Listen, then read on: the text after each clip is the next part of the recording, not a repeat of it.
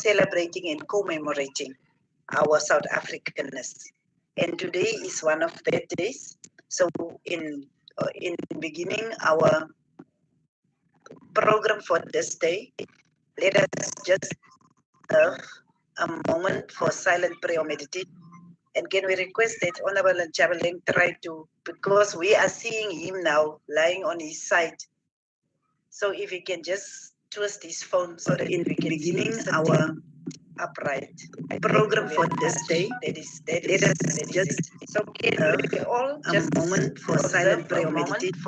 And can we request that Honorable Nchabaleng try to, because we are seeing him now lying on his side. So if he can just twist his phone so that in the beginning our upright program for this day, let us just we will now allow for just a moment for silent prayer meditation. And can we request that Honorable Nchabaleng try to, because we are seeing him now lying on his side, to say less to. So if you can just so that in the beginning our program for this day, just let us allow for silent moment for silent prayer meditation. And then we request that Honorable Nchabaleng try to, and then we request the Honorable Nchabaleng try to, because we are blessed to now lying on his side, to say less to in the beginning our program for this day, just let us silent moment for silent prayer meditation. And then we request that Honorable Nchabaleng try to, and then we request the Honorable Nchabaleng try to, because we are blessed to now lying on his side, to say less to in the beginning program for this day, just let us silent moment for silent prayer meditation. And then we request that Honorable Nchabaleng try to, and then we request the Honorable Nchabaleng try to, because we are blessed.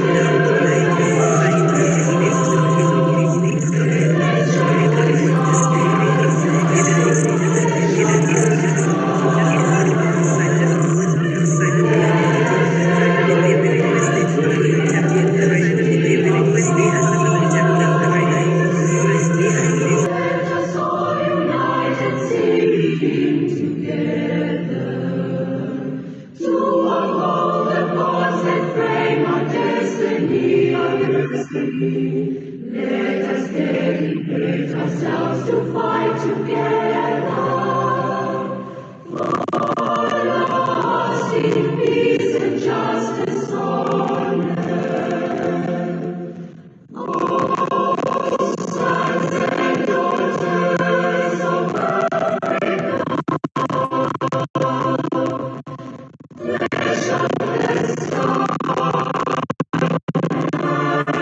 flesh of the sky. Let us make Africa the tree of life. Let us all unite and join together to give the best we have to Africa, that great along mankind and fount of culture, our pride and hope and break of dawn. Oh, sons and daughters of Africa, flesh of the sun and flesh of the sky.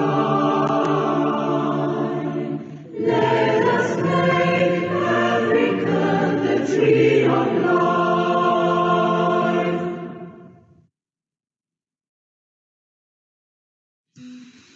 Usisingeleni Afrika, malupa Yesu mondonayo, izwa imejana yetu, usisingelela jina, kusafolayo, yule buluga sichama za Yesu.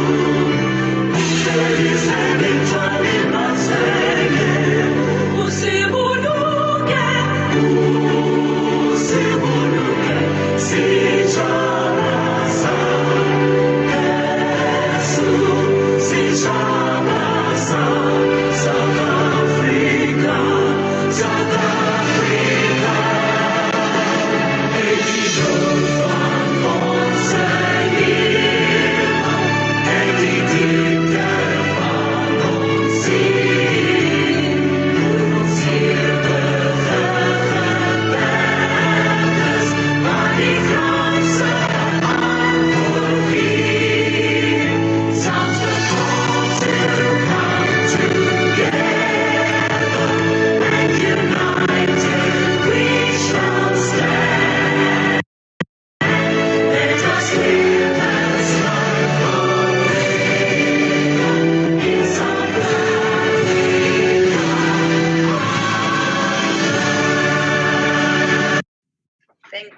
much to the host officials. I think this is third time, right?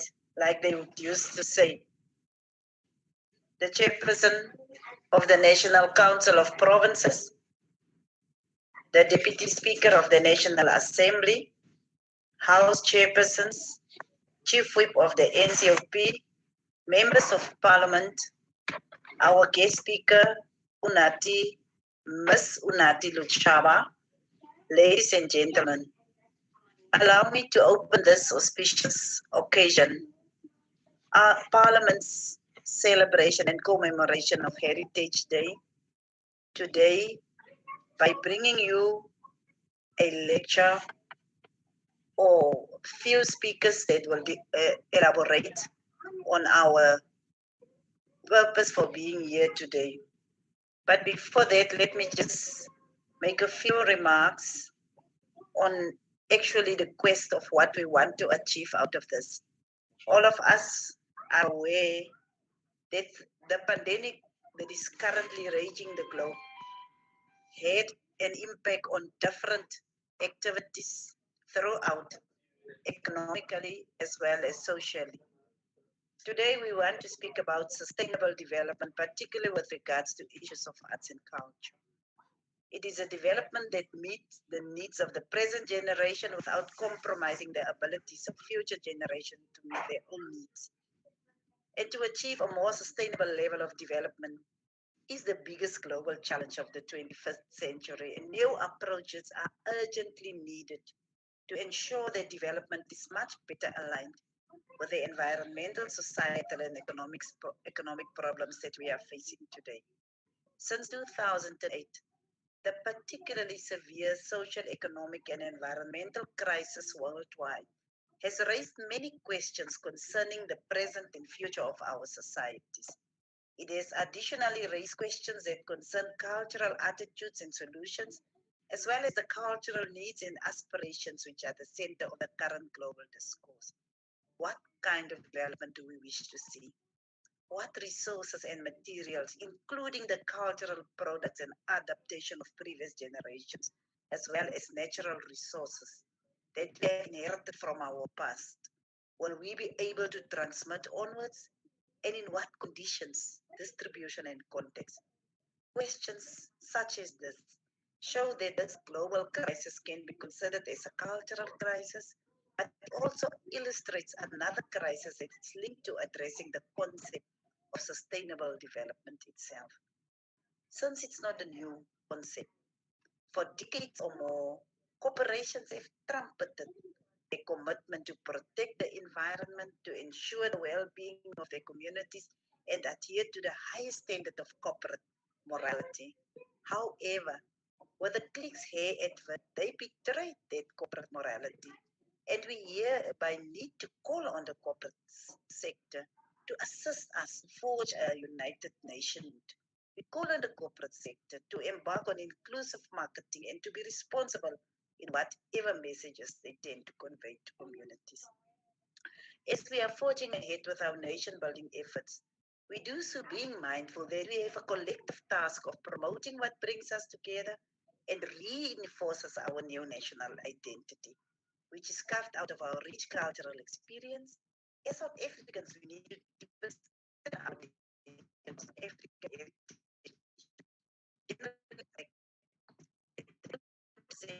the century of globalization. Notwithstanding all the benefits of economic globalization, it poses a substantive threat of cultural globalization.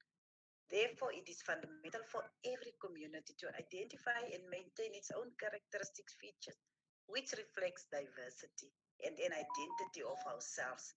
One such feature is our cultural heritage. With that said, I want to officially declare the session open and request the Honorable Chale to do the welcoming remarks for us. Thank you very much. Over to you, Honorable Nchabaleng.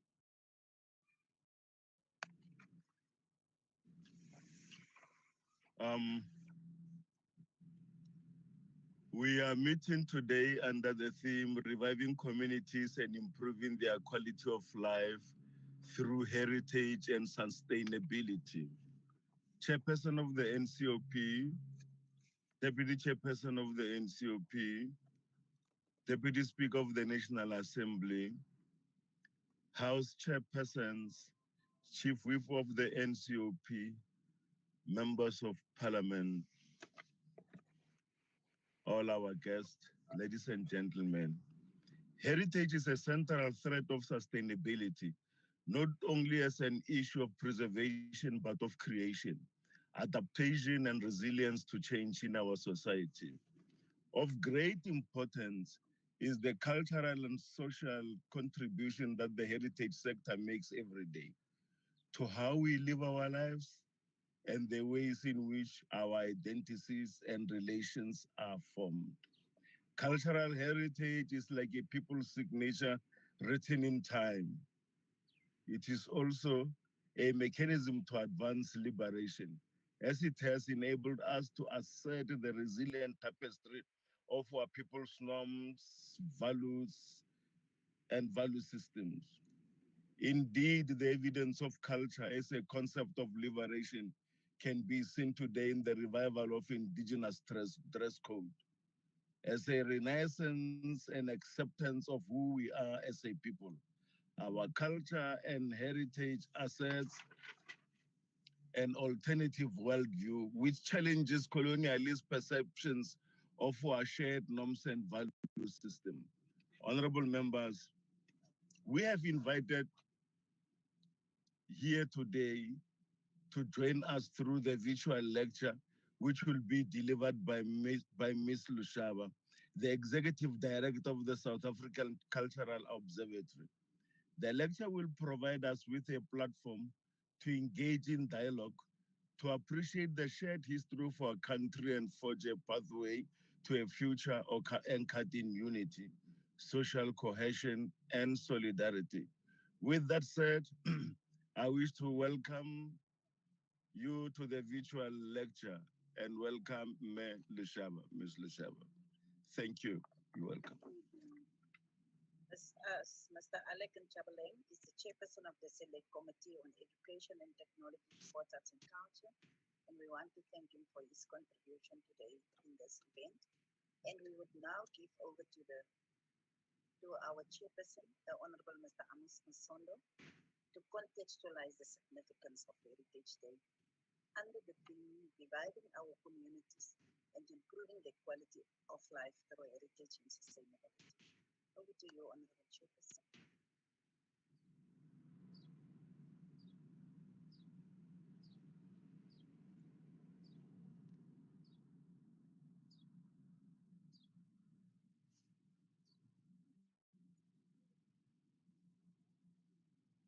Can the chairperson unmute, please?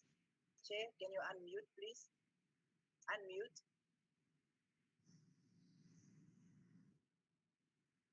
Just unmute. Can the host officials assist, Chair? You are unmuted. No, you mute. Just there you are. Yeah, I don't know what's happening, but you are muting yourself every time. Can the host officials assist, please? Thank you. You are unmuted. Thank you very much. Thank you, Chair. Greetings to everybody. Program Director, the Deputy Chairperson of the National Council of Provinces, Honorable Sylvia Lucas,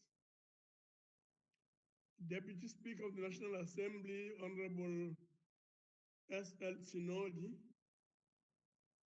Keynote Speaker, the Executive Director of the South African Cultural Observatory, Ms.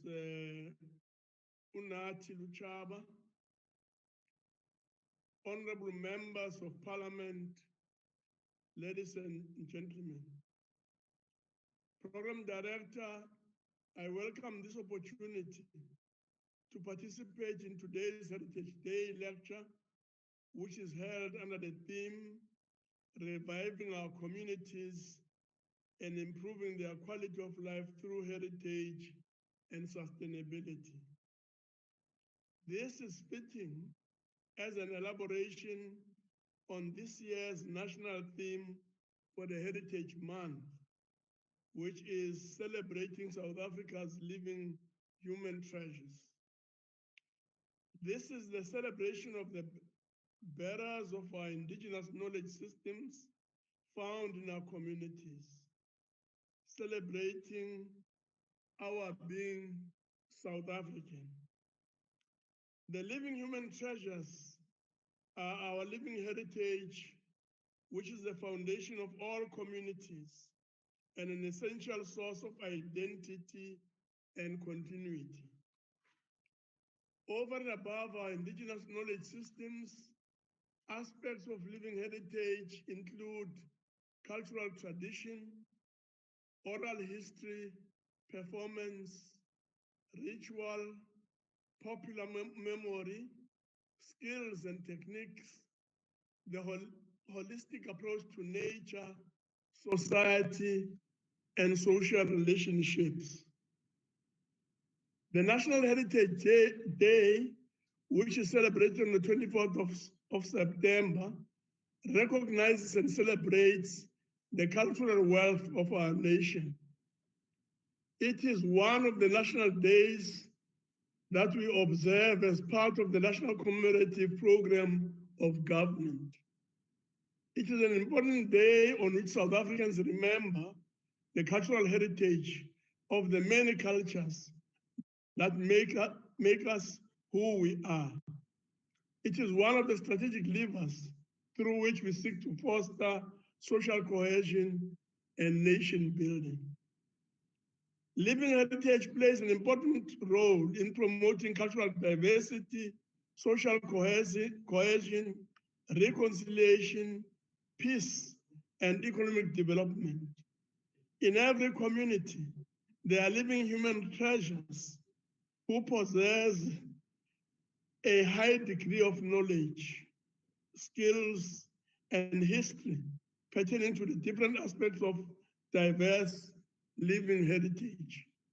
It is therefore important for us to reclaim, to restore, and to preserve these various aspects of living heritage to accelerate to the use of our heritage to address challenges that South Africans in general and African communities in particular are facing today. The 2017 revised white paper on arts, culture, and heritage describes heritage as, quote, the sum total of wildlife and scenic parks, sites of scientific or historic importance, national monuments, historic buildings, works of art, literature, and music, oral tradition, and museum collections, together with the documentation, close quote. It states in no uncertain terms that placed in historical perspectives, heritage policies, institutions, and programs of the colonial and apartheid past were based on Western epistemologies, prejudices, and practices which valorized and projected Western and colonial culture as markers of human civilization and progress worthy of collection, conversation, and preservation for future generations.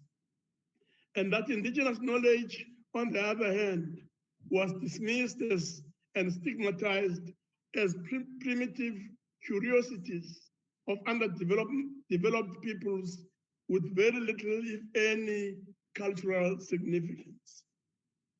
The dawn of democracy in our country meant that we had the huge task of putting our heritage resources into proper perspective and to promote our diversity.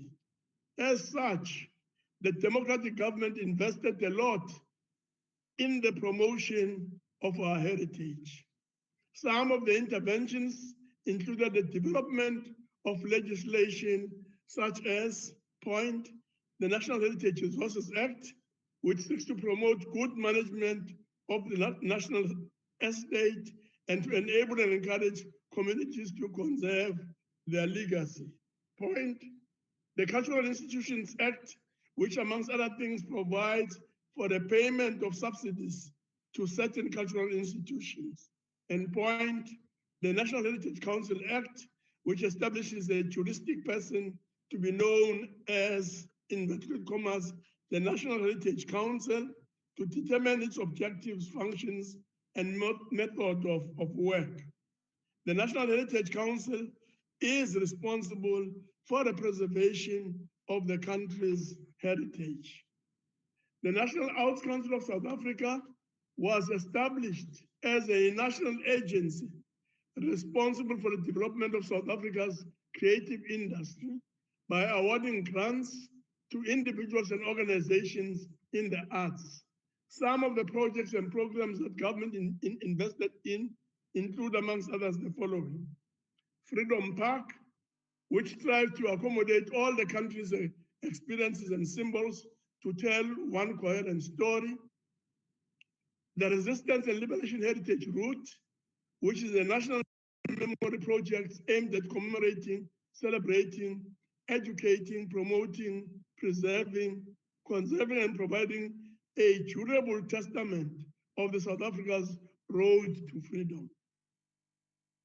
Ubuntu program, which seeks to use heritage as a main driver of the concept and practice of Ubuntu, and the conceptualization of national museums to present nationally coherent structures. We have arts institutions which contribute to a sustainable performing arts industry.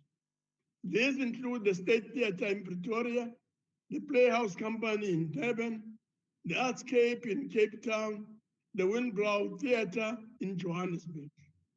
We also have arts and cultural festivals ranging from prickle pears, peaches, asparagus, and cherries, to music forms, dance arts, science, and indeed whales. South Africa also has a rich variety of visual art with influences ranging from prehistoric, ancient, and indigenous art to Western, Asian, and contemporary art. There are, of course, questions we may want to ask about the impact of the investments we have made in preserving, promoting, and celebrating our heritage since the dawn of democracy. The questions include: point, the extent to which they have assisted us to empower communities, to enhance indigenous knowledge systems, cultural traditions, oral history, performance, skills, and techniques. Point, the extent to which they have assisted us to contribute to the development of a comprehensive national heritage inventory in a manner that promotes true diversity.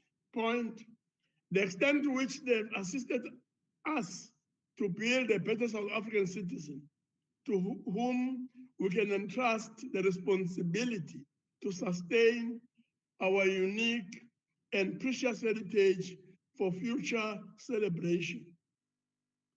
Program Director, there is a debate about the long-term benefits of the commercialization of heritage.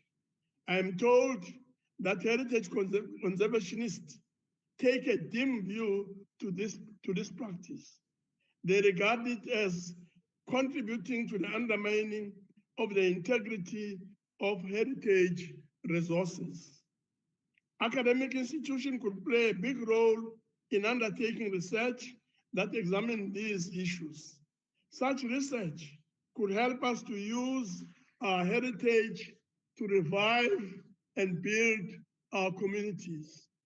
As former President Mbeki said, quote, "We do have a heritage that helps us face modern challenges, and we do have a value system that guides our behavior at the individual, family, and community levels," close quote. The availability of new knowledge in the areas I've mentioned and more could assist Parliament to ensure that appropriate legislative measures are in place. Importantly, it would enable Parliament to ensure that policies announced by government are actually implemented and that they deliver the intended results. The involvement of our communities program director is crucial in the parliamentary processes. For example, Parliament is required by the Traditional Leadership and Governance Framework Act to refer for comments by the National House of Traditional Leaders any draft legislation pertaining to customary law or customs of traditional communities. A provincial legislature or a municipal council may adopt the same procedure in respect of a draft provincial legislation or a draft bylaw to a provincial or local house of traditional leaders, as the case may be. In this regard, the National Council of Provinces, which is one of the two houses of our parliament, is mandated to ensure that the interests of provinces are taken into account in the development of national legislative instruments.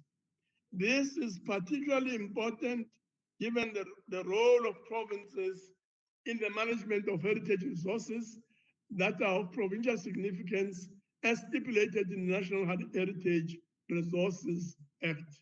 Program Director, our heritage helps us to define our cultural identity. It lies at the heart of our spiritual well-being and has the power to build our nation. It has the potential to affirm our diverse cultures and in so doing shape our national character. It is thus important that our communities remain as sites for educating ourselves and deepening our understanding of our heritage resources, their conservation, preservation, and indeed promotion. I thank you for the opportunity to help in the context of a collective to help to contextualize the significance of Heritage Day. Enkosi, Roleboa, Realeboha, Siabonga, Baya Danki, thank you very much.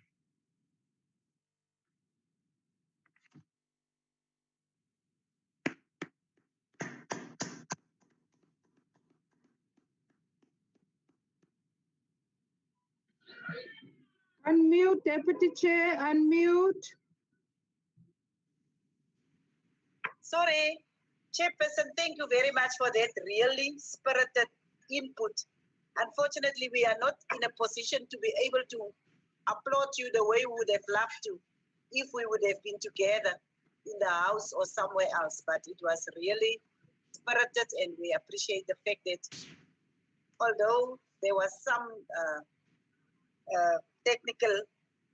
technicalities, that you are really so well prepared and that you could really assist us in making a very, very, very spirited input. I want to continue with the program, but I wanted to introduce our guest speaker appropriately, particularly since it's a woman. I would have loved to do it more appropriately. But I will just introduce her as follows, to say that she has been appointed as the research manager for the South African Cultural Observatory, someone that is in possession of a master's degree in development studies, also someone that graduated in a BCom economics degree from the University of Nelson Mandela, and also a postgraduate certificate in applied economics analysis and forecasting from the University of Johannesburg, which means she's one of the very well qualified people for the position that she's currently finding herself in. Her research examines traditional values and the sustainability of the current economic systems in Tikana in the Eastern Cape, which means that she have got a very strong background, particularly culturally, and particularly research, because it is so important. Research and development is such an important point of our development. So with that said and done, I want to introduce to you Ms. Funati Luchaba. Welcome, Mbokoto, and over to you. Thank you, Program Director. Deputy Chairperson, National Council of Provinces, Deputy Chairperson, National Assembly, Chairperson of the National Council of Provinces, and the Chairperson of the Select Committee, Education and Technology, Sports, Arts and Culture. Firstly, I'd like to convey a word of gratitude for extending this invitation to us at the Nelson Mandela University, at the South African Cultural Observatory, on this occasion of this virtual Heritage Day lecture, and the theme, reviving our communities and improving the quality of life through heritage and sustainability. I would like to go straight into my talk without wasting any further time. I've been invited here today to talk about some of the work the South African Cultural Observatory has been doing on behalf of the Department of Sports, Arts and Culture, to share key findings of the creative economy research, specifically the mapping study that we have recently completed, and the impact of COVID-19 on the creative sector. Just to give a little bit of background to the audience about the South African Cultural Observatory, it's a cultural and creative industries research project that is housed and hosted by the Nelson Mandela University in Port Elizabeth, or in the Nelson Mandela Bay rather, in partnership with Rhodes University in Makhanda, University of Fort Hare, and the University of KwaZulu-Natal. It's a research project that has been tasked with mapping, understanding, and valuing the creative industries in the country. And our main focus is on the contribution of the creative industries to GDP and the GDP growth, employment, and international trade. My face is going to disappear, unfortunately, Program Director, for a little while, because my presentation, or rather my talk here today, has got a lot of visuals, which I would love for the audience that is following us on various social media platforms and networks to see exactly what it is that I'm sharing with the House today. So I am going to share my screen in a moment. There we go.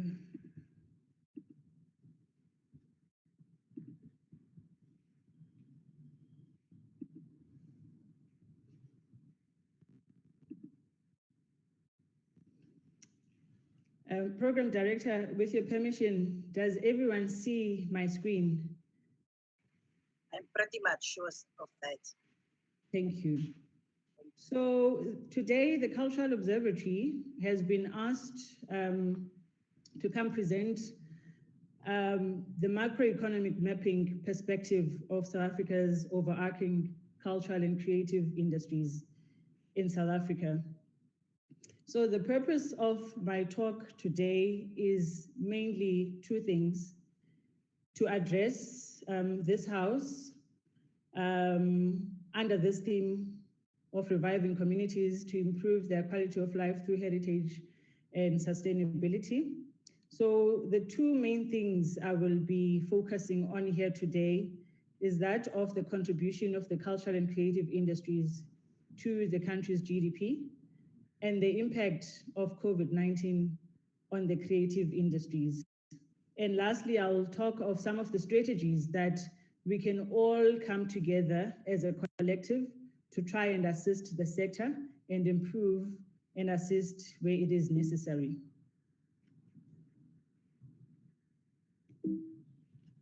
My screen, okay. Firstly, as guided by today's theme, that of reviving our communities and improving the quality of life through heritage and sustainability, indeed, the creative industries or the arts and culture are really important, and they're not just nice to have, but they do influence our quality of life.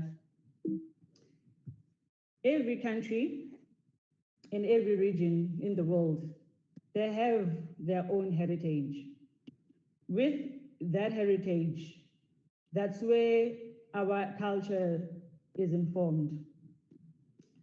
Culture has a role in our art, as we have seen through the Khoisan rock art, how they record their art.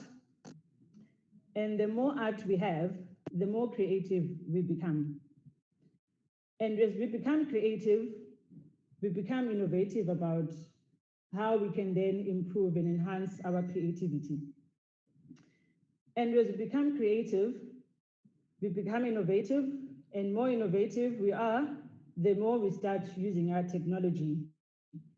We know that especially through this pandemic, where all of us were forced to be at home or to be working from our homes, we've had to make use of various technology and various mediums, especially within the creative industries, to make sure that we continue with our art and we enhance our creativity and we come up with innovative ways using technology. Technology has also made us very productive, because part of what technology does, it speeds up how we actually do what we normally did in traditional ways. This leads to economic growth, because then society starts to spend more on the economy. And it does actually influence our quality of life. And this, for me, shows all of us how arts and culture is important, and how it is not just a nice to have, but it is quite key for all of us in our various corners of the country. Just to move away from this vicious circle, when we define creative industries in the country, in particular at the South African Cultural Observatory, we use the UNESCO framework for cultural statistics, because currently South Africa does not have its own adopted definition or meaning of what creative industries is. So we follow the UNESCO framework when we define what the creative sector is. So we focus on the more traditional domains, which is your cultural and natural heritage. That's where the museums fall under. That's where the natural landscapes fall under. That's where our natural heritage falls under. We also focus, or we measure, the creative industries also looking at performance and celebration. And that's the domain that focuses specifically on the performing arts, the music industry, all our festivals and fairs, and all our fests. We also include in our definition of the sector the visual arts and crafts, and that's where you'll get the fine arts, you'll get your photography, you'll get your crafts. It also includes books and press. And under books and press, when we talk books and press, we're talking books, we're talking newspapers, we're talking magazines, we're talking our libraries, which also includes virtual libraries as well. And then you get your more commercial cultural domains, which include your audiovisual and interactive media. That's where you'll find the film sector and the design and creative services. That's where you'll get your fashion designers, your graphic designers, your interior designers, etc. So that is how we actually define the creative industries in South Africa, or at the South African Cultural Observatory, when we're measuring the impact of this sector to the country's GDP. It also has related domains, which is your tourism and the sports and recreation, a domain which has been recently merged into the arts and culture space. Moving straight into the key findings of our mapping studies, or the sector overview of the creative industries, which was recently done by the South African Cultural Observatory.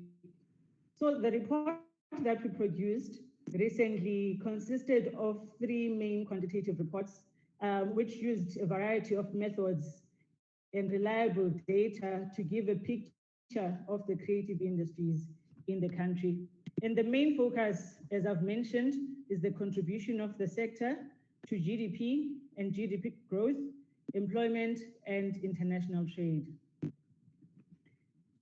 At present, the creative industries are not analyzed as a separate sector in the system of national accounts.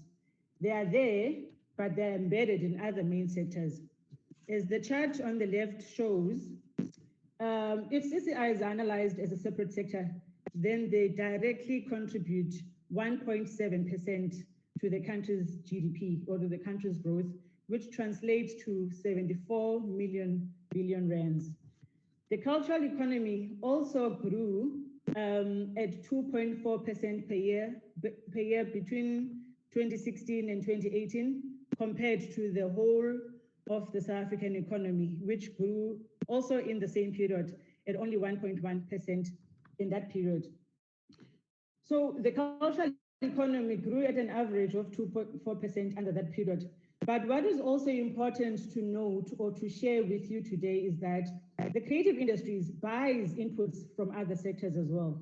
So people who are working in this industry are not consuming or using products only from the creative sector when they are producing work. So they buy inputs from other sectors, and the people employed in the sector also spend their income in other parts of the sectors as well. So if one includes these so-called multiplier effects, or what we call the backward and forward linkages in the economy, then we can say the total impact of this sector to the country's economy equals 241 billion rands, or 5.6% of the GDP. So it's quite a significant contribution that this sector makes to the country's economy.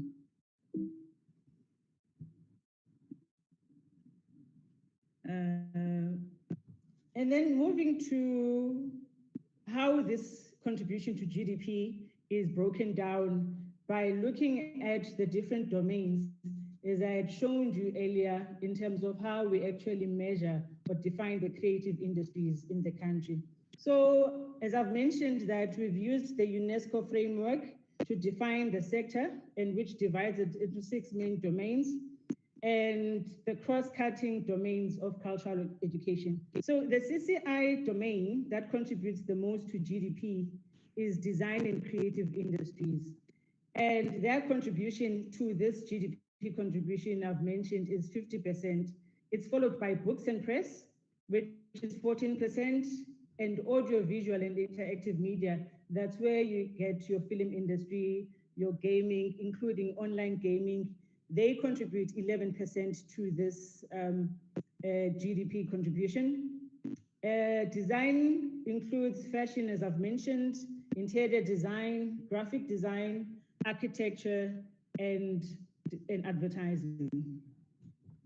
I would not have done so much justice to this talk today if I don't mention the contribution the sector does, or the dent the sector has in terms of employment. As you know, that South Africa is a country that's faced with a high unemployment rate. But interestingly enough, although this is a sector which some people see it as insignificant, it actually employs a lot of people. Currently, the jobs in this sector are found in 3 places. So you get people who are employed in the creative sector. They have creative occupations in creative industries. For example, you get a dancer in a performing arts company. And we also look at people employed in creative occupations in other industries. For example, a designer in a car manufacturing company. And we also look at those when we actually measure the impact of the creative industries in the country. And then you get people who are not themselves in creative or cultural jobs, but who do support work in the creative industries. For example, an accountant in a film company. So this method of measuring employment is called a creative trident, and altogether makes up 7% of all jobs in South Africa. And this can be translated to about 1.1 million jobs created by this sector. And although we know from the previous South African data and data from other countries, cultural occupations are sensitive to GDP growth and decline.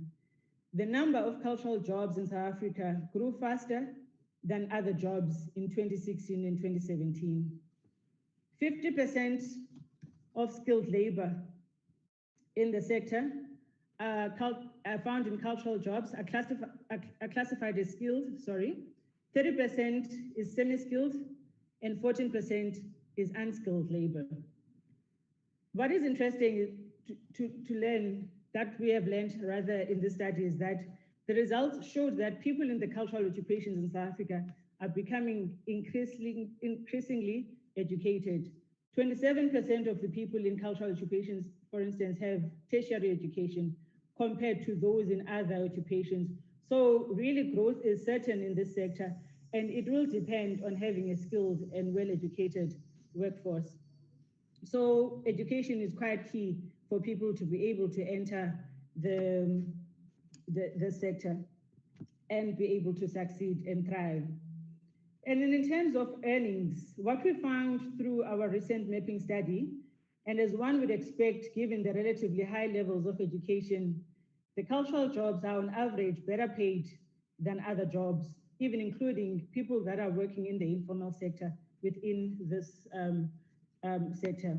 And as shown in this figure in front of everyone, a lower percentage of those working in cultural occupations fall into the lower income categories, and a higher proportion of those working in cultural occupations fall into the higher income categories. So this is really promising when you're actually looking at these numbers. We also have to look at the issues of transformation, because for a long time, this sector, it was difficult to actually enter the creative sector. So when we did our recent mapping studies this year, we looked also at the issue of transformation. And what we found is that nearly 84% of people in cultural occupations in South Africa are Black Africans. They are colored people or people of Indian or Asian origin. And while people working in this sector are not yet representative of the population, but progress is being made towards transformation. And it can also be seen that young cultural workers, that's people up to the age of 34, are also more representative than older cultural workers. So there's a lot of young people that are actually in this space and that are actually entering this space, and these numbers keep growing as the years go. Also on our mapping studies that we've recently produced, we also look at international trade because it represents the nexus between creativity and globalization, in addition to earning valuable foreign exchange. This can drive innovation as well and productivity in this sector as well. So in 2018, South Africa's exports of cultural goods were valued at 446 million US dollars, while the value of the cultural goods imports was $469 million. Like many smaller or opening developing economies, South Africa has a cultural trade deficit, but as you can see from this graph, this has reduced markedly over time. This is because cultural goods exports have grown faster than cultural goods imports, reducing the trade deficit over time. And our cultural goods exports have grown at 14.6% per year between the period of 2015 and 2018, making up 0.47% of South Africa's total commodity exports in 2018. That's up from the 0.37% in 2015. And the largest positive trade balance for 2018 was in the visual arts and crafts domain, which we also had the fastest growth in the value of cultural goods exports in recent times. UNCTAD, a creative economy outlook report that gets produced by UNCTAD every year, it showed that South Africa is amongst the top 10 developing country exporters of visual arts and crafts. In terms of who are we trading with, our international trading partners for cultural goods exports and imports, South Africa is the most important cultural trade exporter between North America, followed by the rest of Africa, where you see there the 23%, in the other BRICS countries, which is represented by 22%. It's remarkable that although the African Continental Free Trade Area is not yet fully operational, but cultural exports to other African countries are already growing. In South Africa's imports, South Africa mostly imports goods with other BRICS countries, especially with China and from the EU 28, which is shown by the 24%. Just to take you deeply into some of these domains that I have said we use when we define what is called the creative industries in our country. For instance, the first domain, which is cultural and natural heritage, this domain contributes a very small part in the creative industries in South Africa. It contributes 3% towards that 1.7, which is an overall GDP to the South African economy. Our institution has done research that looks into this domain, and to just name a few of the reports that we've looked at, in fact, one that we are currently looking at, which has been a constant plea by the sector when we interact with people in the creative industries, especially people who are working in the cultural and natural heritage cultural domain. There's been a call for repatriation of African cultural artifacts that are situated in foreign museums. So there's a report that is coming out at the end of this month that is looking at the repatriation of African cultural artifacts from foreign museums. We've also completed the mapping study of museums in the country, where we looked at both the demand side and the supply side of our museums in the country. And through this work, we're hoping that we could use it to influence policy and to also to promote local and international cultural tourism in the country. We've looked at performance and celebration. It also has a relatively small contribution to the GDP contribution of the creative sector, largely higher than the cultural and natural heritage of museums. We've looked at visual arts and crafts in understanding and mapping the creative industries in the country. They're also currently a very small part of the creative industries in South Africa. They have a contribution of 3%. We've looked at various areas of the visual arts and crafts cultural domain at the South African Cultural Observatory. There's a report we did 2 years ago which reviewed the impact of artists in schools, because I think there's a huge misconception, if I may call it that, for a lack of a better word, or there tends to be a huge focus on STEM, that is science, technology, engineering, and maths related subjects. And the focus is not really on arts. So part of what government and the sector tried to look at is how is the program of artists in schools panning out, and how can it help the learners from a very early age to be exposed to arts in their schools, because not all of our kids are going to turn out to be civil engineers, pilots, etc. So we did this report that reviewed the impact of artists in schools, because there were various artists that were placed in South African schools across all 9 provinces. And what this report actually taught us is that there's a huge and a long-term potential out there from our young ones. And this program actually has a potential to grow. It needs to be rolled out further and not be stopped like it was in the early years when government was trying to understand how artists, or how when you introduce the subject at an early age, especially the junior phase in school can pan out. How does it actually influence and impact on our young ones? So the arts help students to become more creative, and music helps learners with maths and other of the technical subjects. So there needs to be a focus also on exporting of our cultural goods.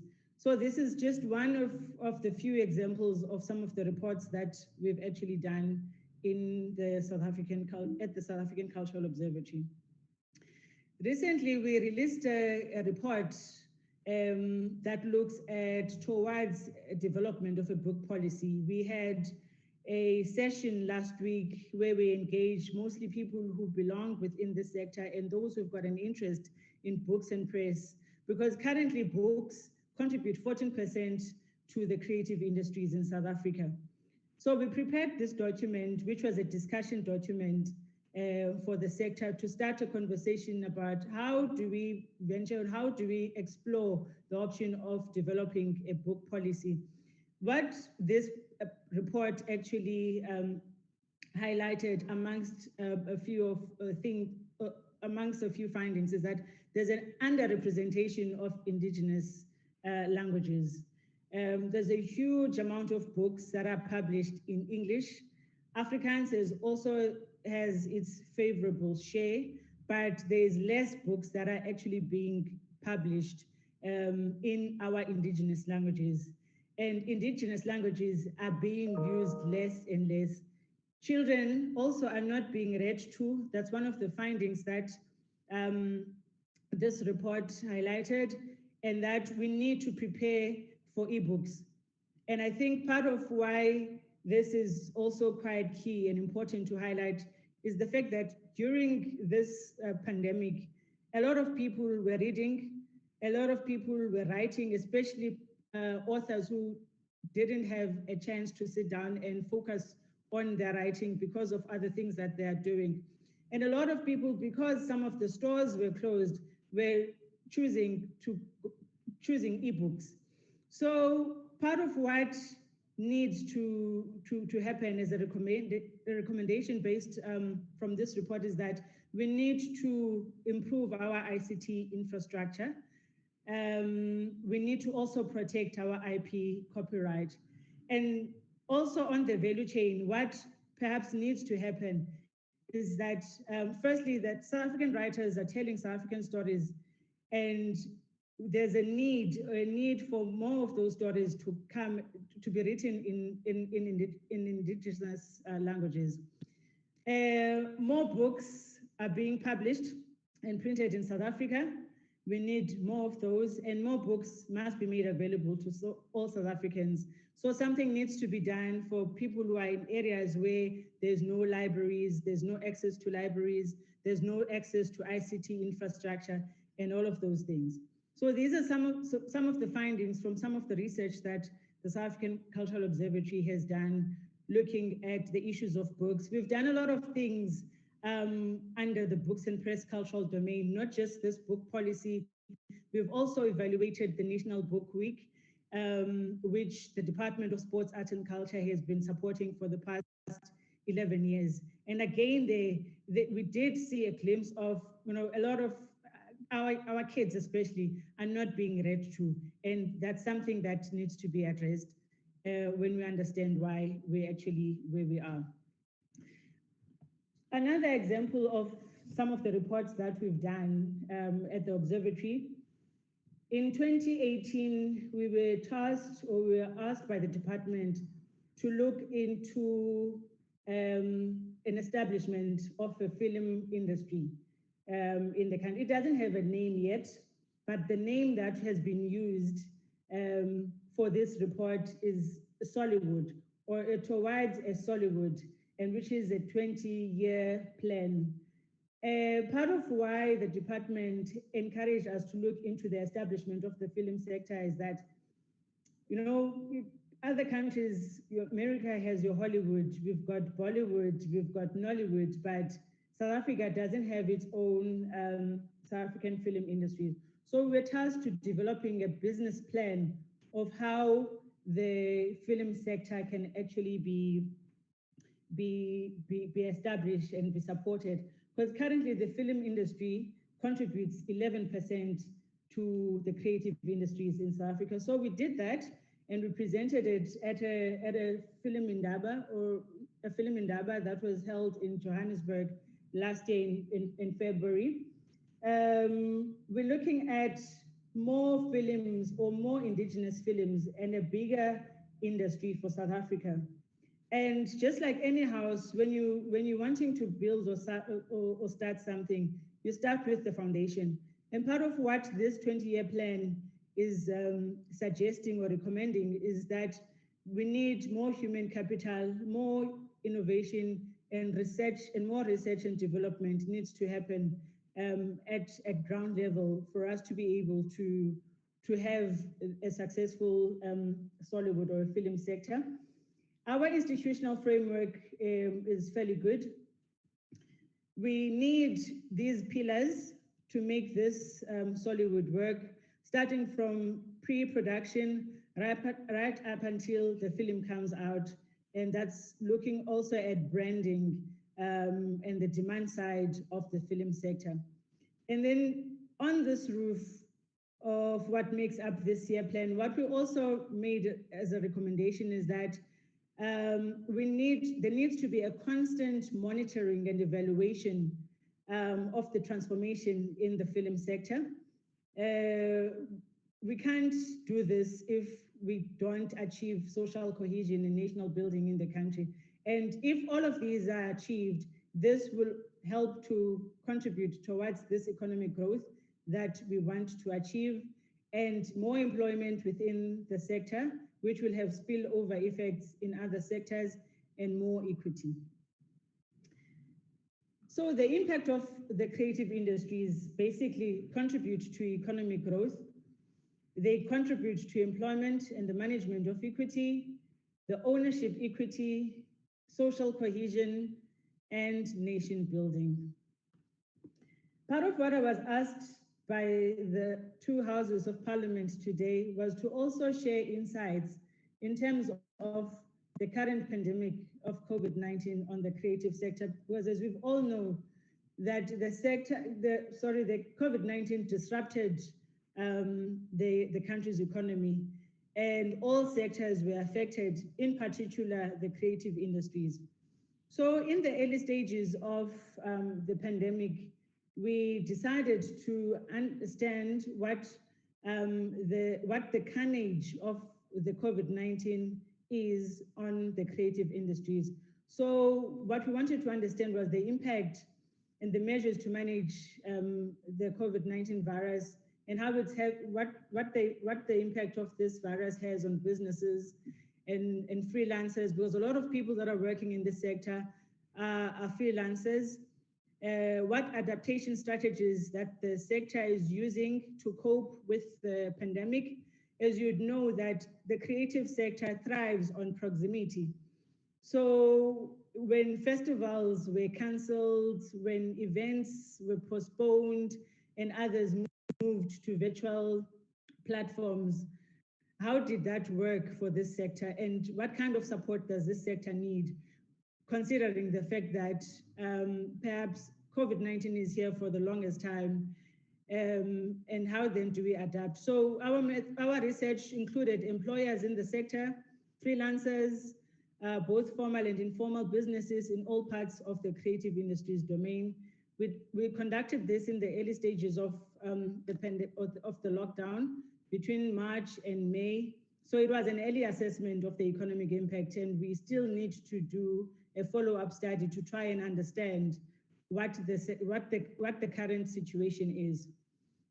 And based on what we found in our research is the issue of employment, the characteristics of employment in the sector, which is mostly vulnerable. And 40% of the people working in the sector are in the informal sector. And some of them were actually telling us, due to us being informal, we cannot actually even have access to some of the relief funds that have been made available to support us. A much higher proportion of cultural workers are own account workers, also called freelancers. And some of the findings, just to take you through what we actually learned.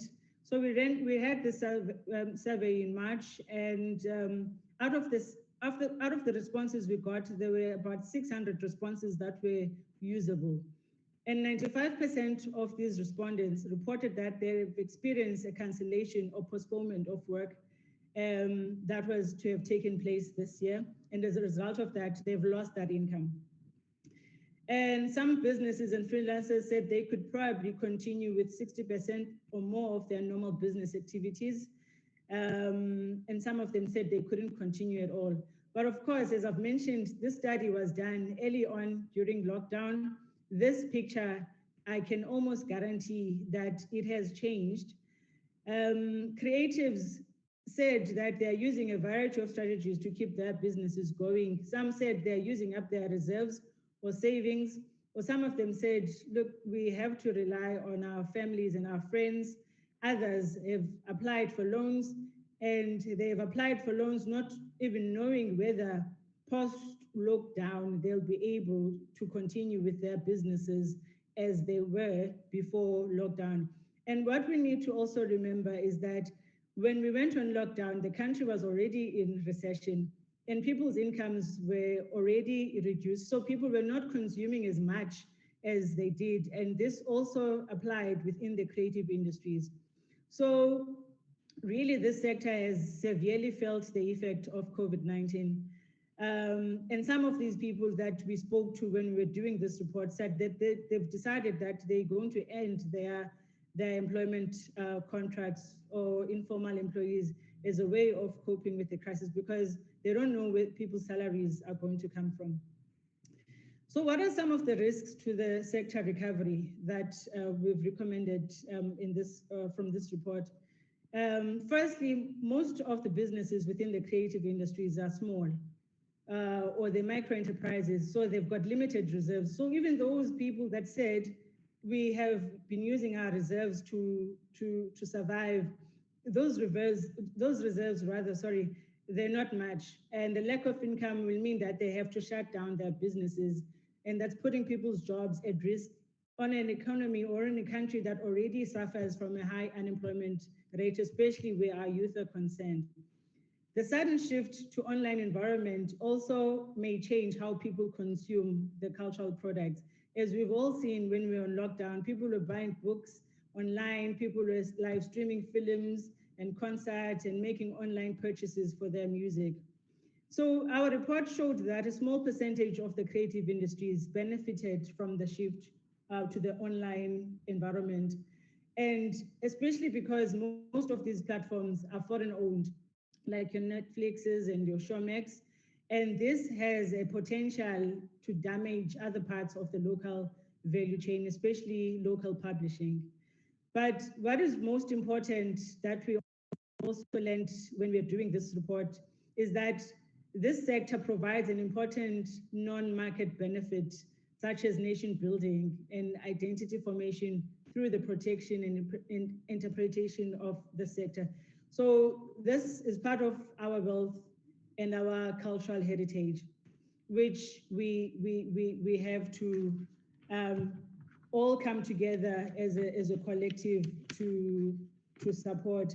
In conclusion, Program Director, under this theme of our Heritage Month, I would like for us, not just as a nation, but in particular, I'd like to stress to the creative sector and the relevant stakeholders that we all need, if we're saying we're going to grow this sector and we're going to support it come what may, we all need to sing in all 11 official languages. But this month in particular, I'd like us to all wear our traditional dresses, even if they're not our own, because they are made by the very same people who are working in this sector. May we cook all dishes, even if our spices are not our staples. This Heritage Month, may we reconnect with the inheritance of a truly diverse society, and may we recognize its strengths and potential to empower us to shape communities as complex, adaptive systems, and may all that amount to a resilient heritage, which will undoubtedly unlock our sustainable futures. We do this so that in a long time from now, our children and our children's children may proclaim to the peoples of the world that indeed their heritage is rich and that in South Africa, they have the inheritance of a good name by which to call it. Thank you, Madam Chair. Thank you very much, Ms. Chaba.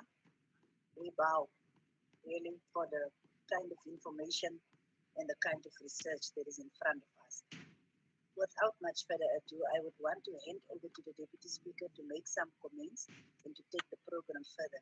From my side, I really want to express appreciation to the speakers so far that have participated in this program. I'm giving to the Deputy Speaker, who will make a few comments, and then we will allow for the interview.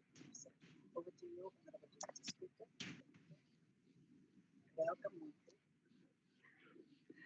Welcome. Thank you very much, Deputy Chair, and I really find it appropriate that we have this kind of discussion today.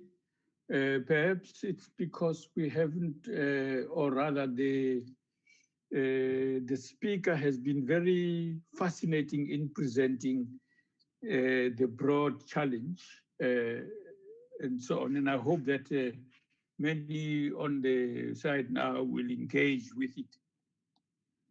I have a few questions of my own and possibly comments, but I would like to reserve them for later.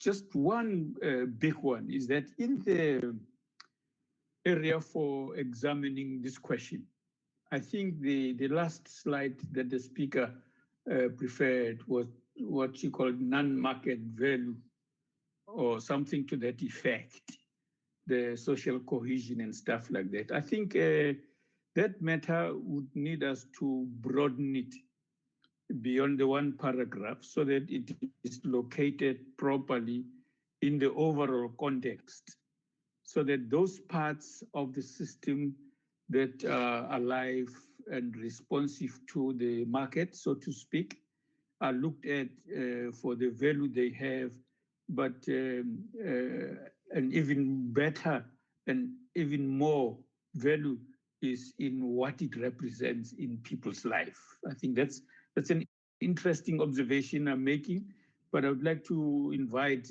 everyone to indicate, and I will be assisted so that I know who's raising their hands and so on. There are rules that require us to make comments and to raise your hand so that we can point you out. Please do so. And there are officials who are going to help us to identify people who would like to comment. Let's hear any comments from anybody, any questions? This is one time when it's legitimate to disguise your question as a comment. It's okay.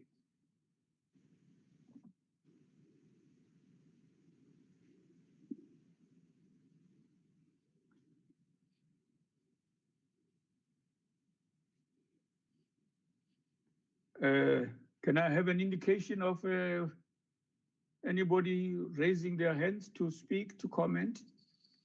This is a heritage input, and it's 2020, and it's a critical period in the life of this country. And in discussing heritage and the context in which it is happening is an important area to comment and to locate that this discussion. Ma'am Luchaba has given us an opportunity to do so. Let's get to hear. Anybody would like to comment?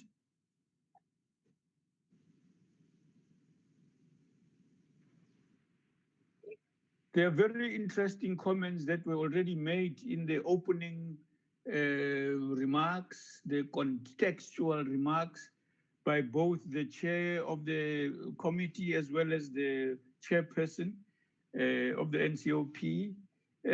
So let's use that as a place around which to hang some of the comments we would like to make, in addition to what the presenter has put forward.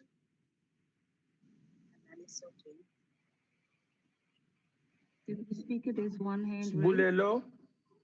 Yeah, Yes, whose hand is raised? Sorry? Mananiso. And the chairperson. And the chairperson, yes, okay. Mananiso and chairperson. And Monty. Okay, thank you, Deputy Speaker. Let me acknowledge the fact that we're meeting at the time where all of us, we had to adjust and adapt with the situation of COVID-19 and the lockdown. One must appreciate all the presentation done. It is a history in making indeed, because we never knew that we would as well celebrate our heritage in time like this. So I want to thank all who have organized this particular event today, that indeed it is important to be reminded about how important is our culture, heritage, and as well how we are socially taught to live as Black people and as well as community at large. One must say that, Speaker, what is important as well, that as Parliament, we must not seek to be going away from it, is the use of indigenous languages, of which one must acknowledge that in this sixth Parliament, indeed, all of us, we've been taught to embrace our languages, be it Tswana, Xhosa, Zulu, and Afrikaans. And I think our people now, they now know what is the importance of Parliament. And one must really say that this particular session must not just end here. It must come down to all these levels of government, where people, they must know that we don't need to be physically meeting for us to acknowledge and embrace our culture.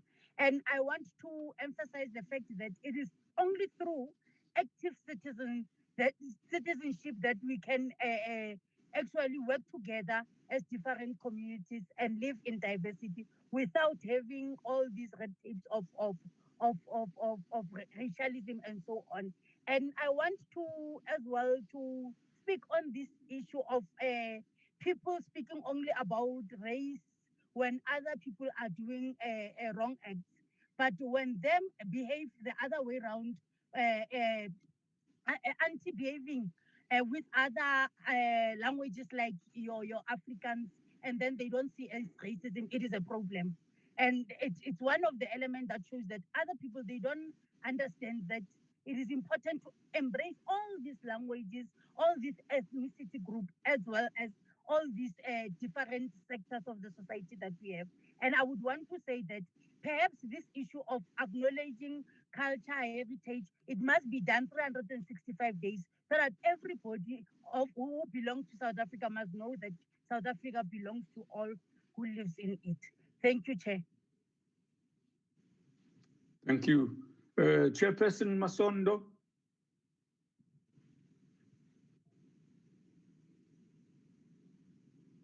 No, thank you very much, facilitator. Just three issues, 3 points. The first one is on a slide that was displayed there. If that can be shown again, the slide that speaks to heritage, culture, art, creativity, innovation, technology, productivity. But there's just one or two parts that I the visual sector. If you can just have that displayed. Secondly, on the question of books,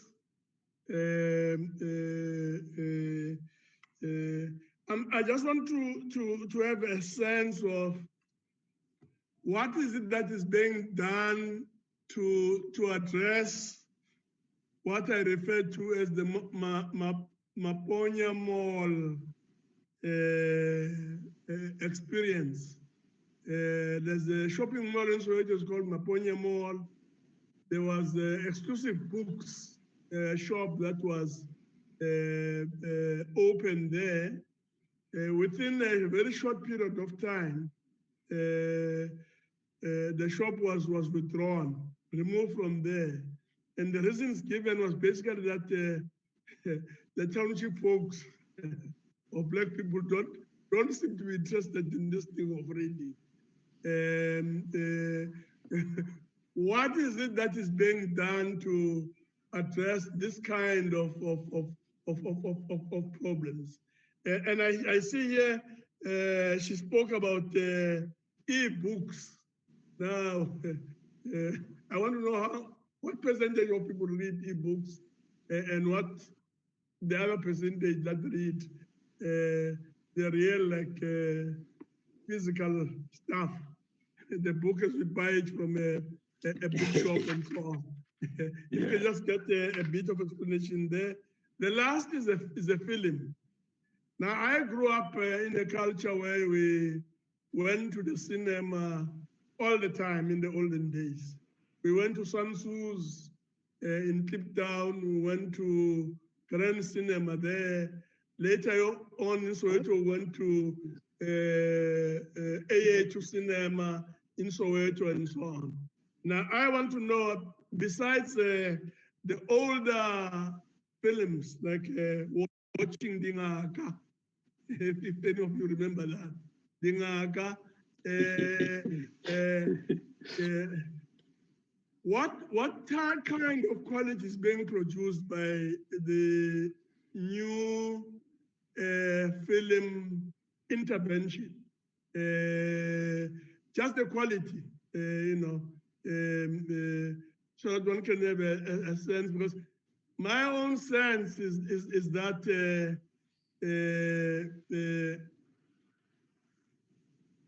very little is being done to tap on many stories that are relevant to current, present day South Africa.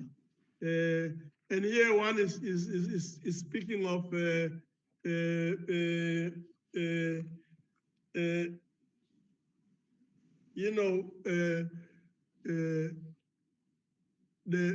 for instance, the Craddock Four, the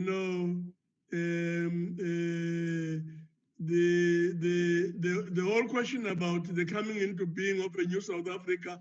I saw the other day a film on Brown Fisher, not so long ago. But what is being done to write those kind of stories? A story, for instance, about Bezos, who's just passed on, would be a very interesting story in terms of content and the kind of thing that you can learn from that in keeping values of our own constitution, etc. So, any comments there on the issues I've raised? I'm sorry if I've taken too long, but those are the things I want to raise. Perhaps lastly, on theater, what is being done to promote theater? When last was any of us at a stage, at a theater to watch a stage production? When last? Because that speaks to the way we ourselves contribute to keeping South Africans in general ignorant about issues that it were. So what I'm saying is we have for instance in Soweto, the Soweto Theatre.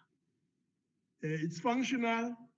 Numerous productions are shown there, and so on. But I'm sure there's room for improvement. Any comment on that? Thank you very much. Thank you. Mayor Unati, please respond to the chairperson. Can I just add on books?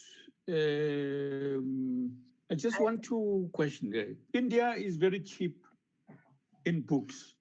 In the world, often when I hear people talk about books, that's the one country they say you can get books very cheap. That's probably why people in Soweto didn't go to Maponya Mall. So we might want to hear your response on the economics of having VAT and so on. Then it's the question of the blind. This month is disability and copyright and the prohibitions for people copying books into Braille. I don't know the economics of the story and its relevance to your GDP assessment of the current presentation. But I'm just throwing it in there to hear what you have to say about it. Okay, let me, Deputy Chair, you wanted to say something? I first want to before she answers. Yeah. Someone raised his or her hand, but unfortunately it's identified as Galaxy Tab S4, of which we are a bit cautious to take unidentified people, but possibly this person want to ask something. Galaxy S4 yilunga elihloniphekileyo cishe ngakhohlwa ngiyaxolisa school sam kawubuze and then rename your gadget whatever it is. Then I will just ask something.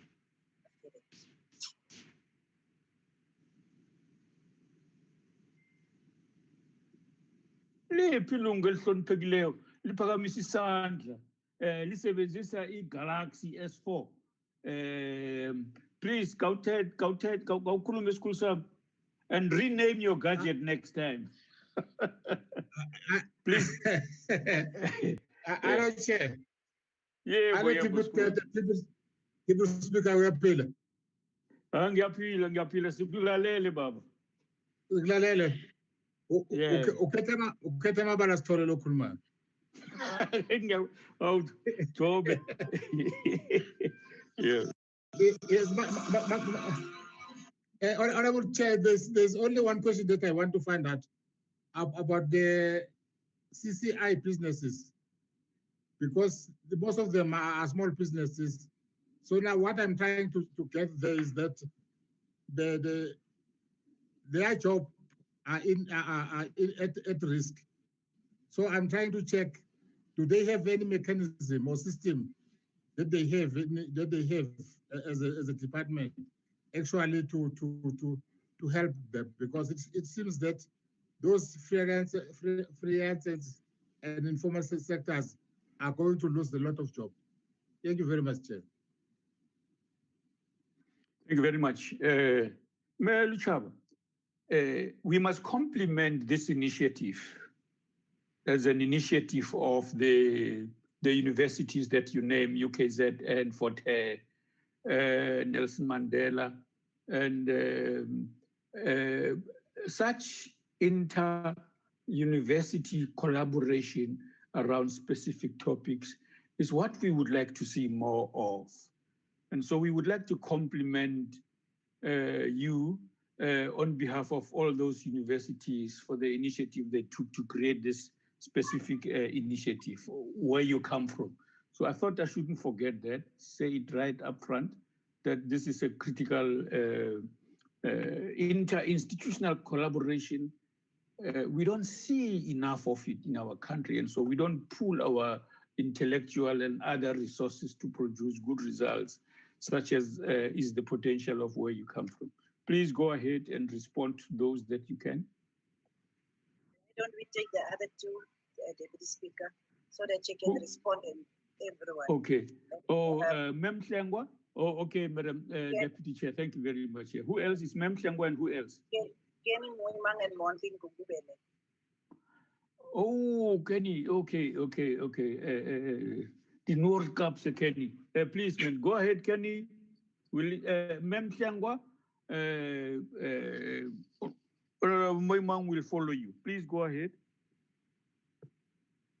Thank you, Deputy Chair. Nyambos. Yeah, Bob. I've got a small concern about schools. When she talk about visual technology,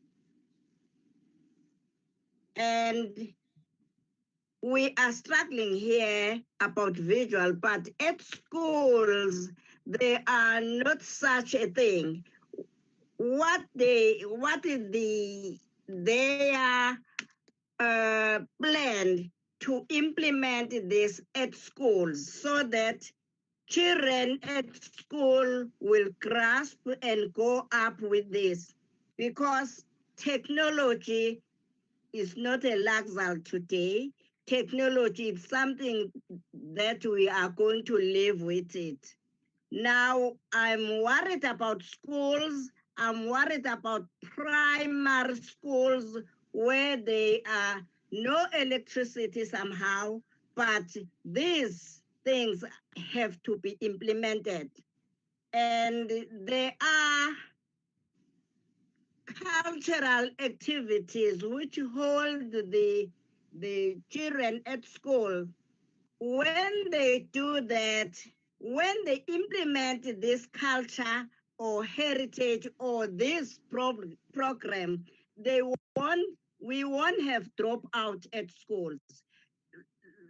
Please, please, please, let us implement this at a very lower age so that we don't have a dropout at school, because they love this program. They always take our phone to use this, but if they implement at school, it will be, we're going to have a lovely country. Thank you. Thank you. Thank you. And Bob Moon. Thank you. Maybe okay. Thank you, Deputy Speaker. Let me start by appreciating the presentations as made and led by the Chairperson of the National Council of Province and our main speaker. Chair, I'm interested to get a sense from the presenter in terms of a view with regard to the challenges that is faced by the industry.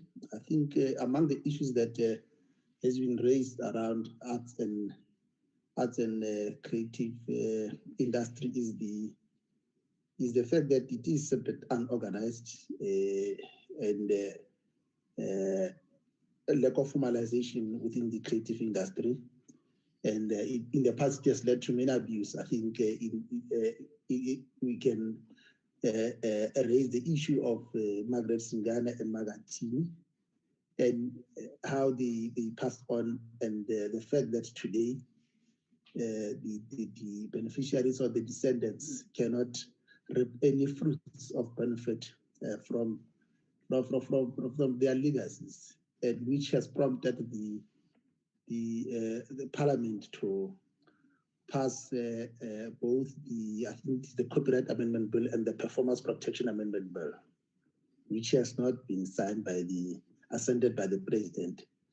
And the politics around how those bills were passed were correct, because I want to believe that the key to the challenges and the passing of the bill was to develop a framework, but more than that, to ensure that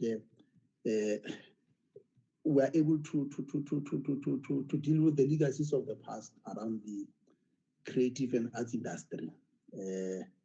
And as a result thereof, it becomes a bit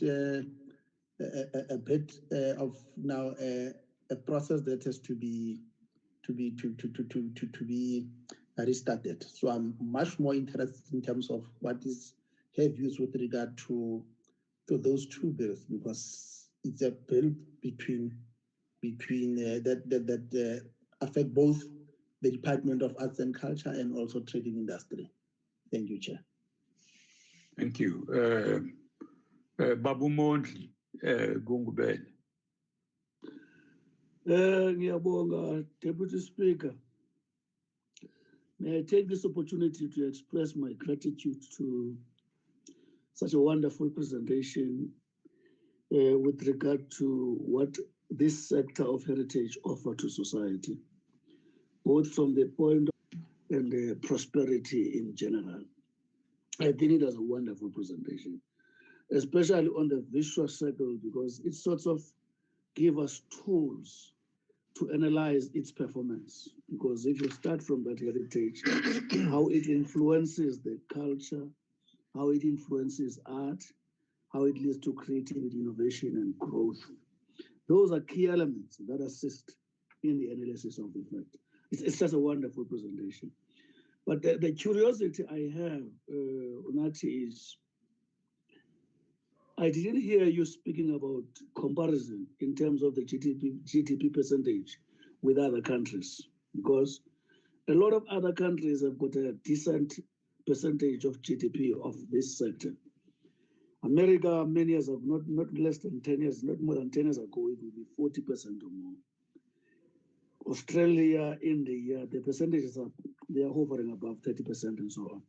But when I'm looking at the percentage, I can hear that some of the percentage you seem to be saying they are infused in other sectors. But I thought you would say something about that. And secondly, or thirdly, is that how conscious do you think South Africa is aware of the value of this sector? Maybe the frustrations you can share with us, because this is an opportunity in Parliament. And again, that question connects with the one I'm going to raise now. What relationship is there between the economic sector of our country and this element in economy? Because it's not strongly coming across every time we are in the sector of economy, discussing even industries and so on. Curriculum Muman spoke about that. I'm curious because if you look at how broad the sector is and its potential, to what extent is the curriculum relevant in line with this presentation? My last point is quite controversial. That is, I'm just curious, sometimes I've been worried about this for years of my life. How African or regional is the distinction between African attires, to the extent that you can say, this is a Sotho attire, this is a Xhosa attire, this is a Zulu attire. I want to check if it's something that you've ever applied your mind about, because a number of these, at times, you find that it's pure the innovation of the technology of the West, which actually invaded our country. It's just a controversial question. I just want to check in this deep work that you are doing, if it's some of the things that we have ever sort of learned to say. The reason I'm raising this, there is a narrative that if you go to traditional churches like Presbyterian, Methodist, and so on, if you look at the uniform that is worn there, those similar churches in other countries outside Africa don't wear that uniform. But there's a narrative that that uniform actually is the origin of the clothing of the black nannies who used to attend churches. Thank you. Thank you. What's controversial about that? That's exactly the question we expect of a member of parliament to ask anybody who comes to present to parliament. Particularly if they have a wife like Madiba. Absolutely, Indonesian flourish. If I also just may, I think in a way, the questions that was asked by Kenny in Corporate Monthly, a little bit touched to what I wanted to ask, because I was quite impressed with the contribution to jobs that is being done by this sector. But so in so many instances, when we discuss this, we discuss it in a context of social or a social contribution, forgetting the economic contribution that is possibly the one that need to be explored more, particularly in this area where we need to stimulate our economy to be able to show better growth. So mine was the contribution that I wanted to make is just an observation, the fact that there is so much potential within this sector, and we want to appreciate really the presentation that is also stimulating our own thinking in terms of how could we, particularly people like Honorable Mondli, how can they actually within the post-COVID economic review, or what do we call it? How can they possibly also show that there is in fact a greater contribution that can be made by the creative industries and by arts. And I'm also the one area of, we speak about STEM, and STEM is a common term that we hear about today. I am hearing for the first time about STEAM, something that is, yeah, that is just some of the observations that I thought I would make, because I was covered by the two speakers just before me. Thank you, Deputy Chair. Thank you very much. Go ahead, ma'am.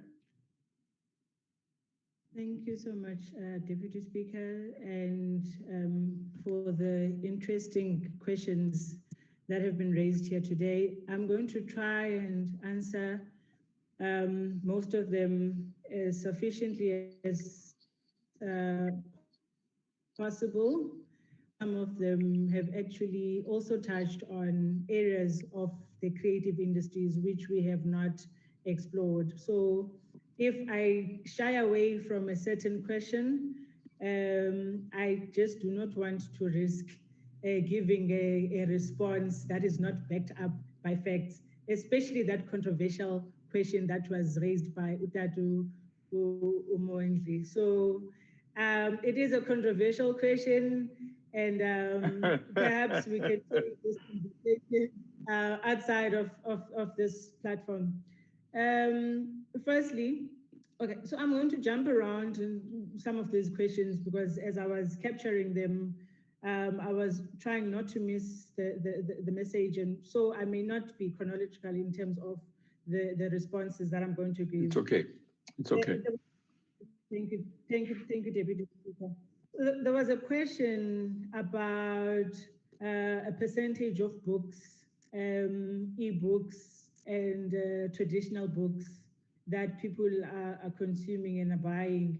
I don't have the percentage, but I can guarantee you that the percentage is growing, especially in terms of e-books. It's something that will perhaps after this conversation we'll also look into, because the conversation about development of a book policy is a continuous one between us and the sector and the department.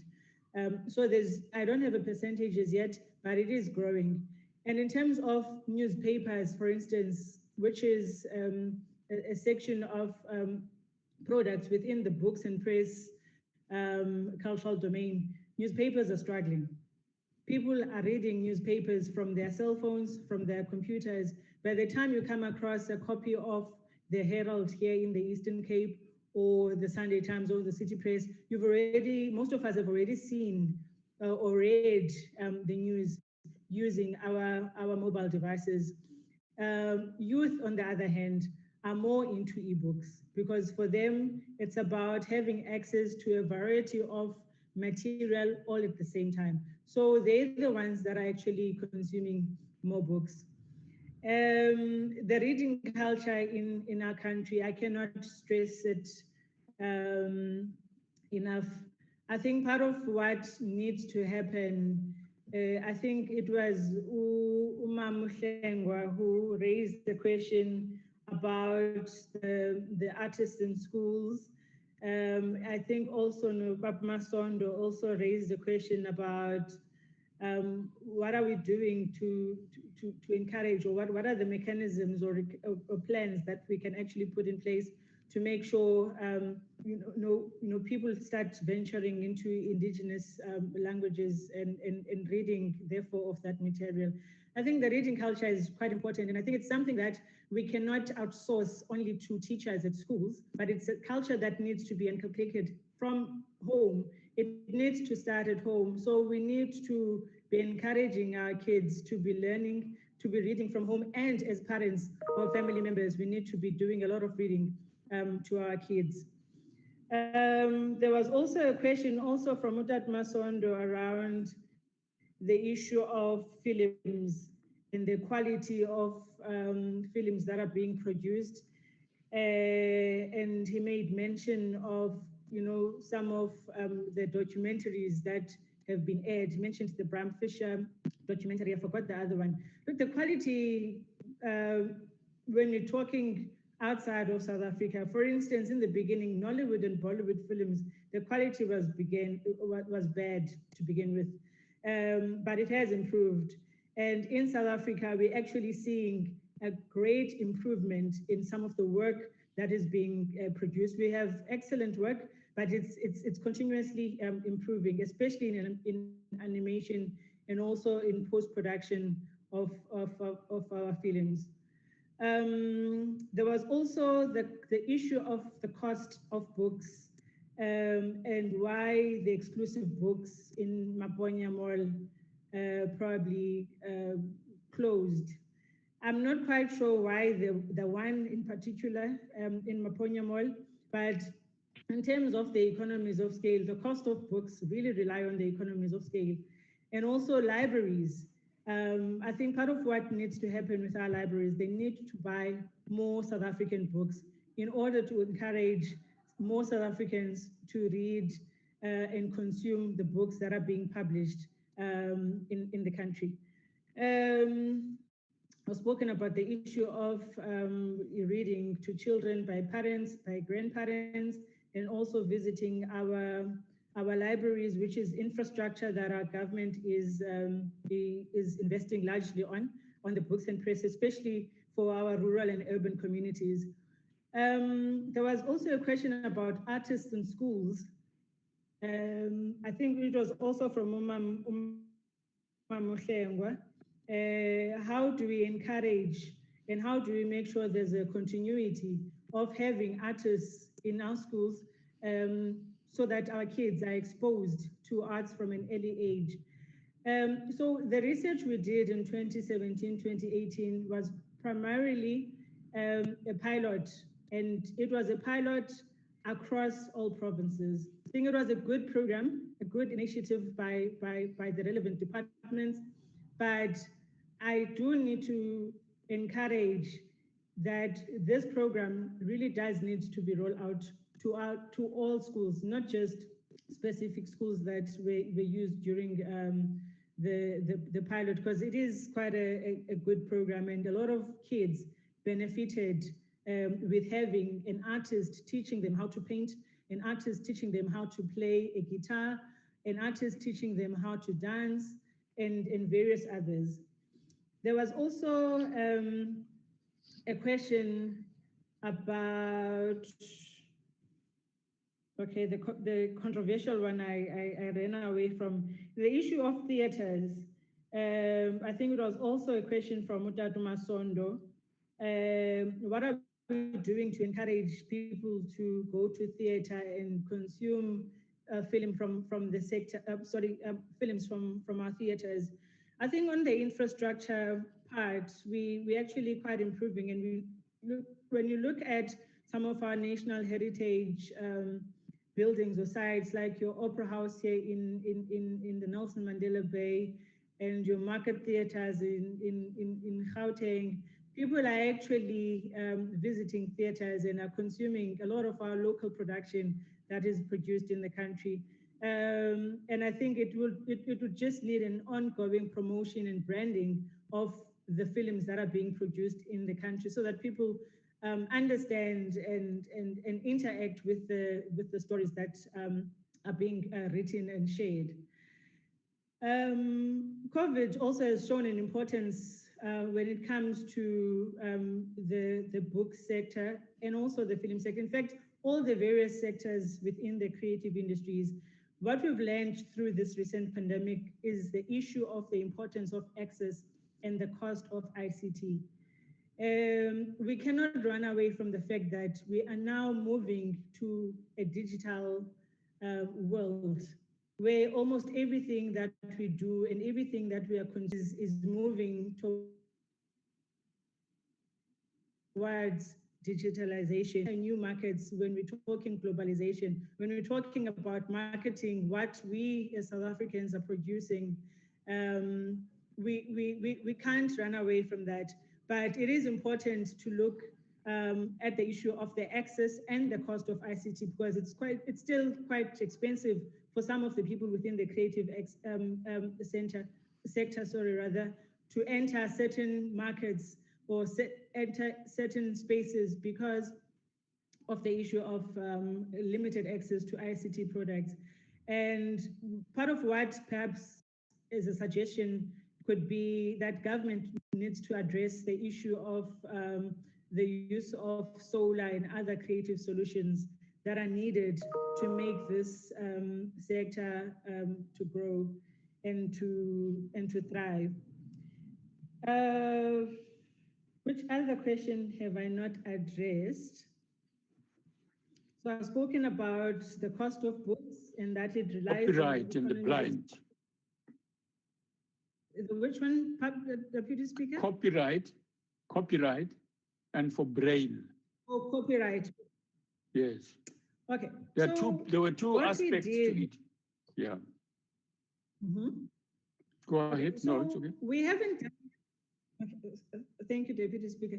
So we haven't produced much research on copyright per se as the South African Cultural Observatory, but what we did last year and continued this year until lockdown was we developed, so part of what the Cultural Observatory does is to produce tools which the creative sector can use to capacitate themselves.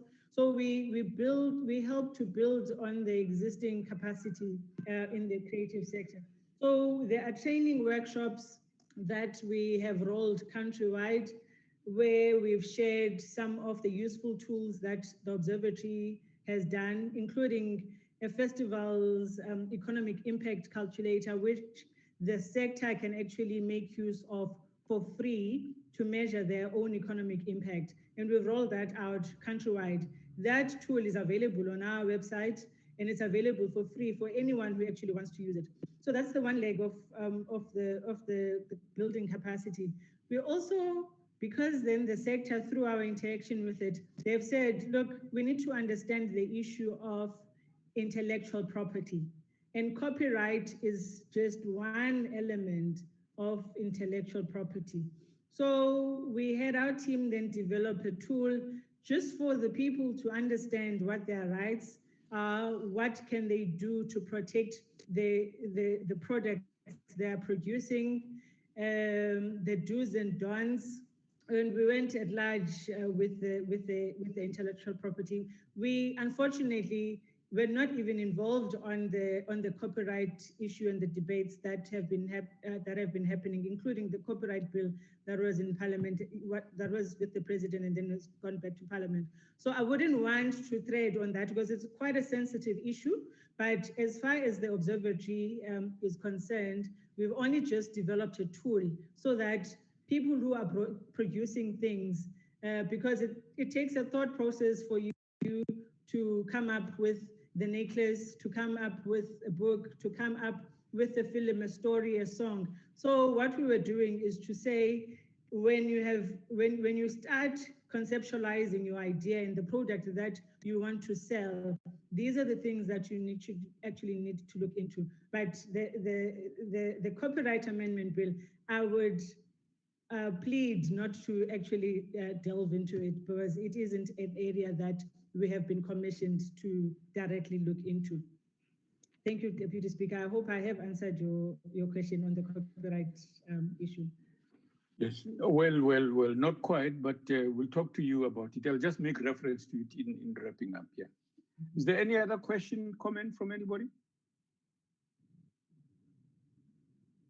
Okay, let me do the following. Firstly, we really appreciate some of the insights, the research you have done throws light on. It's very significant, and we think it has a huge potential. One of the questions that, or he posed it as an area of problem. The chairperson of the NCOP says there is a debate about the impact of commercialization of this environment of creativity and the arts, broadly speaking, that And it's reflecting on that as an important part of this work that we would like to hear you on in future, so that areas of where money goes to has entered every other sector. And so unfortunately, it dulls creativity, people produce things at mass, and so on and so on. Quality suffers from that. So the idea of commercialization has some of that. Or also, to put it differently, the bias for competition ignores the value that exists in collaborative initiative that do exist in the art world. And perhaps if you could look at those and bring them to our attention. In many neighborhoods in the country, surely there are things that are done that are artistic, that are done by people together.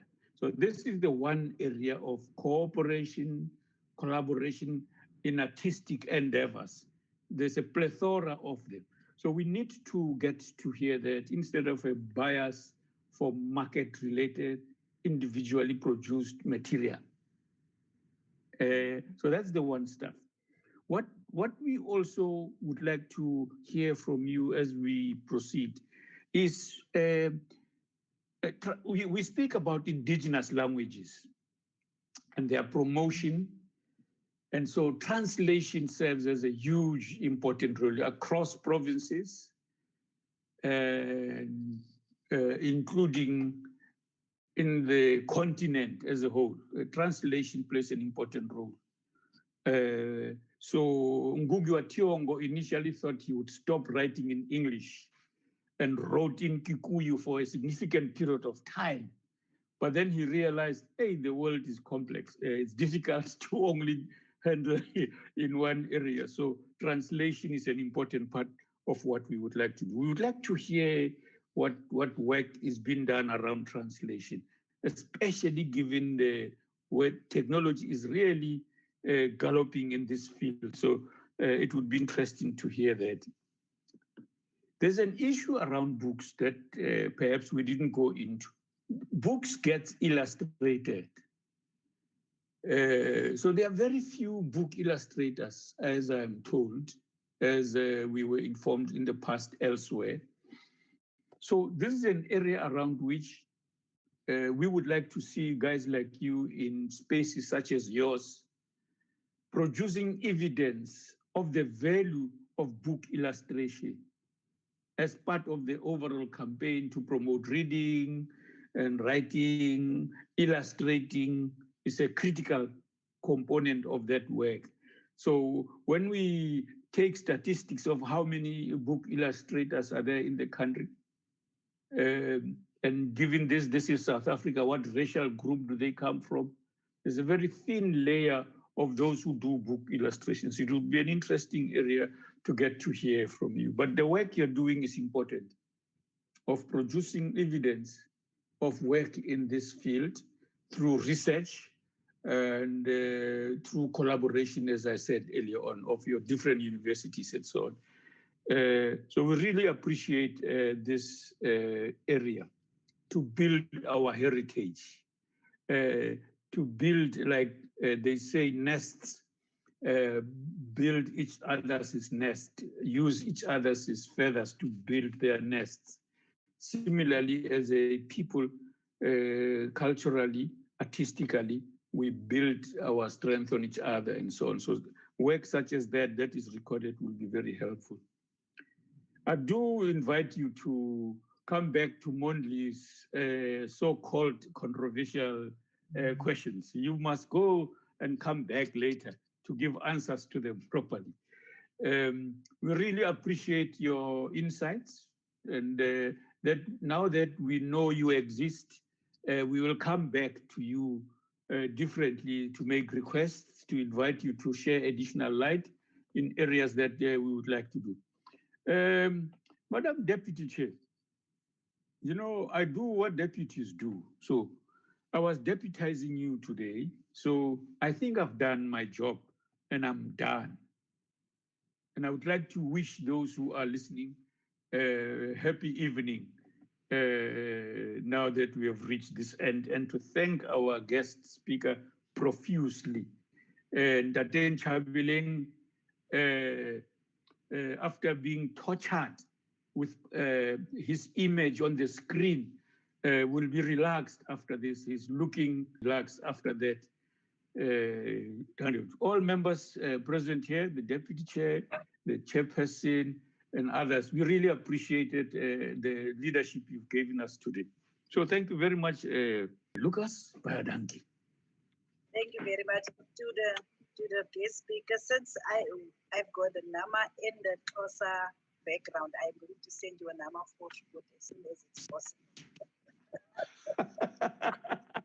So that you can also wear the Nama traditional wear. I don't think thank you to the staff of Parliament. You are really assisting in making our program a huge success. We've been broadcasted directly, and also for the fact that the befitting kind of presenters that you usually identify through our engagement, and also the deputy speaker. We always propose presenters for our programs, and most of the time it's just right, correct for our programs. But we also want to thank Parliament, both the speaker and the chairperson, for the opportunity that we are getting to be in charge of this program, to make sure that the ideological debate goes on, and we make sure that we are knowledgeable on all issues with regards to our society as well as our economy. So thank you very much, Ms. Unati Chaba. You will definitely get your number of passport as soon as possible. Thank you very much. Thank you very much. Thank you. Bye-bye. Malibongwe. Yamalama Kosika. Yamalama Kosika. Royal Malibongwe.